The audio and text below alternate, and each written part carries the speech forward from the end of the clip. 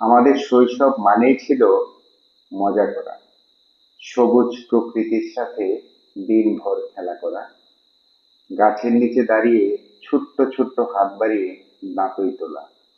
দাঁতই ফলকে লবণ মরিচ মেখে খাওয়ার যে প্রতিযোগিতা, এটা আমাদের এক টুকরো স্মৃতি। প্রতিযোগিতা করে কামানের মাথার আদলে বাঁশ দিয়ে ঠোলই নামক যন্ত্র বানিয়ে ঠোলই ফোটানো, সে এক দারুণ স্মৃতি। আর সেই দাঁতই ফল আমাদের চোখেই পড়ে না, শহরের পিচঢালা রাস্তায় এর দেখা মেলে না, কিন্তু গ্রামের পথে গেলে এখনো কোথাও কোথাও দেখা যায় হলদে সবুজ ছোট এই ফল।